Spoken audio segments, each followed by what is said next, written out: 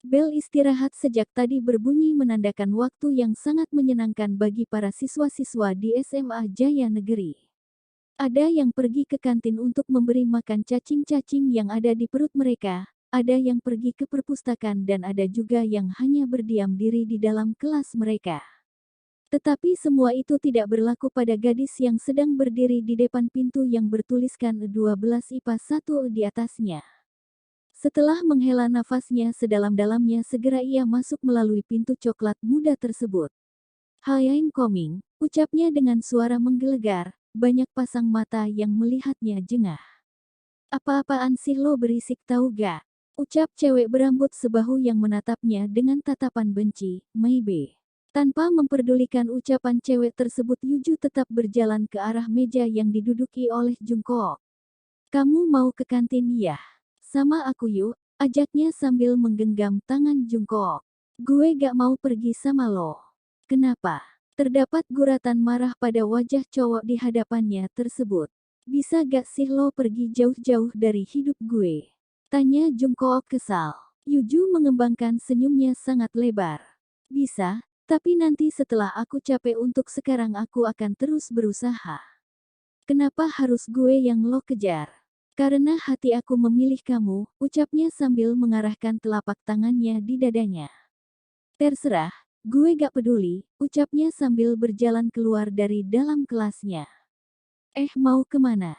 "Aku ikut." Langsung saja Yuju mengejar langkah Jungkook yang agak menjauh dari pandangannya. "Kamu tuh ya sekali-kali deh jadi yang mengejar pasti kamu bakalan capek.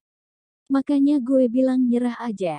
Susah karena rasa lelah aku itu gak sebanding sama rasa cinta aku ke kamu. Kalau gue bilang gue gak akan pernah cinta sama lo dan gue cintanya sama orang lain gimana?"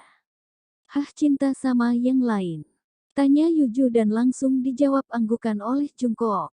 "Sebelum aku dapat undangan dari kamu aku akan kejar terus sampai mampus," ucapnya tegas sambil mengangkat satu tangannya yang terkepal.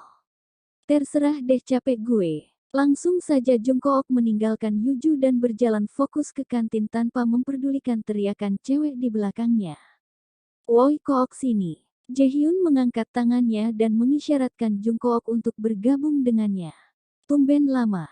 tanya Yugyeom yang sedang memakan bakso yang Jungkook yakini sudah bakso yang sudah keberapa kali dimakan olehnya.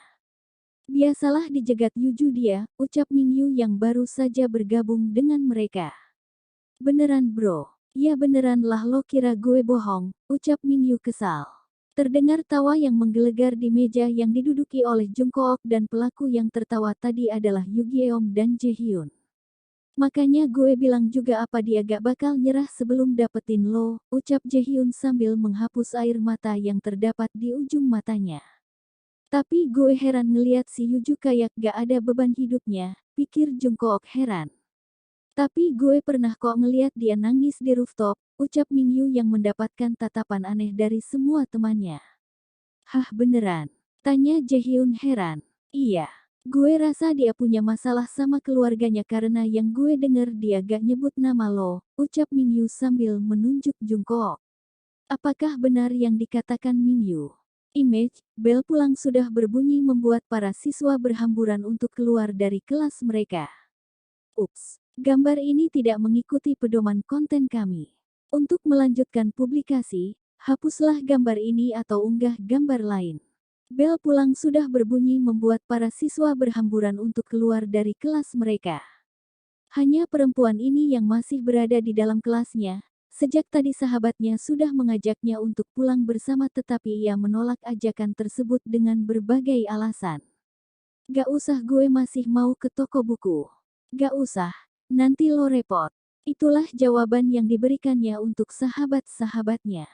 Bukannya ia tidak ingin pulang tetapi keadaan di rumahnya lah yang mendorongnya untuk tetap berada di dalam kelasnya. Melihat keadaan rumah yang kosong membuatnya teringat masa lalunya. Papa dan mamanya bercerai dan pergi meninggalkan dirinya seorang diri. Memang benar kehidupannya selalu terpenuhi oleh harta sebab papanya yang selalu mengiriminya uang setiap bulan tetapi bukan itu yang Yuju inginkan, ia hanya ingin disayangi seperti kebanyakan orang. Betapa kuat ia menjalani hidupnya. Tanpa sadar air matanya mengalir sempurna dari pelupuk matanya. Kiks. Yuju kangen kalian, lirihnya di tengah kesunyian. Tanpa disadari ada sepasang mata yang memperhatikannya.